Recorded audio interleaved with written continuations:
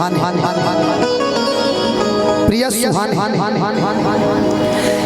की रौरे गिरिए कहतानी हम ए राजा कहियो माहुर खा के मर जाए। आज अरे वह दूसरा रूप में हो जाए, हम दूसरा रूप में कि पियल ना छोड़ब तो कुछ कर जाए। खिरौरे गिरिए कहतानी हम ए राजा कहियो माहुर खा के मर जाए। पियल ना छोड़ब त कुछ कर जाए।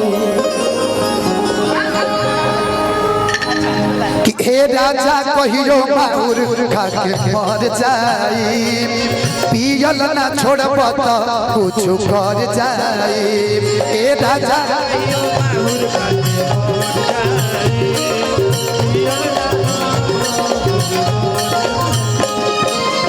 रौरे गिरिए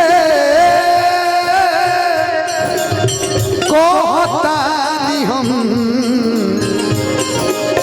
रौरे गिरिए कहतानी हम ए राजा कहियो माहुर खा के मर जाए।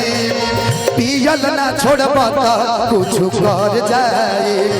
ए राजा कहियो माहुर खा के मर जाए। पियल ना छोड़ब त कुछ कर जाए।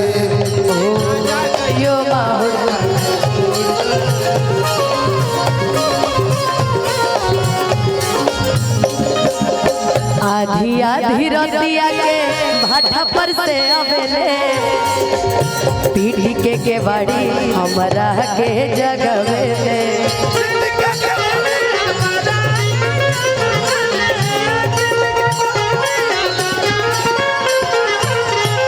कि मारे खातिर दौरस लेके कि मारे खातिर दौरस लेके बसवा के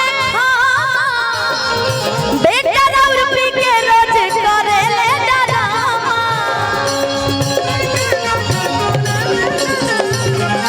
हमरो के लगही सुताली है आपा बेटा और पी के रोज करे ले डरामा।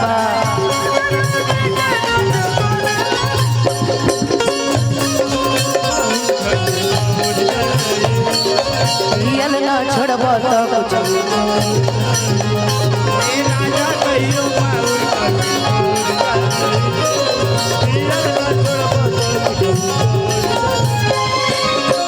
अनुपमा जी औरतिया के सुना ढेर दिन सहनी अब नहीं सहब अब पर पी के घरे अम्मा जी से कह।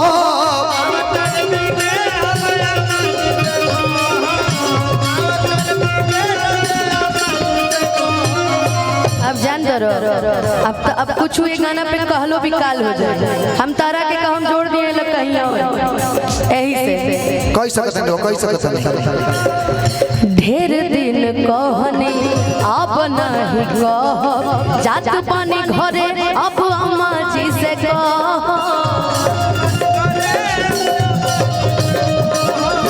अम्मा जी अम्मा जी से कह। लेकिन इहे रहन रही इहे रहन रही तो हम कैसे रही।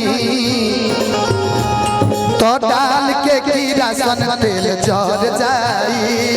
पियल ना छोड़ब त कुछ कर जाई। ए राजा कहियो माहुर खा के मर जाई। पियल ना छोड़ब त कुछ कर जाई।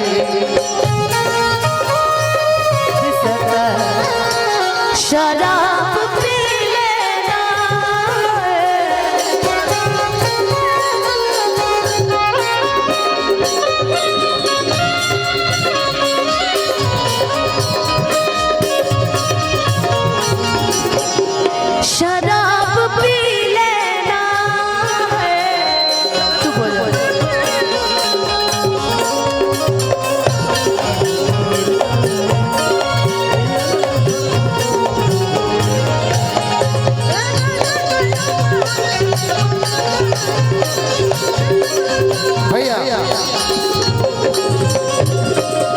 अब स्केल दे दीजिए, बी कर दीजिए, बी।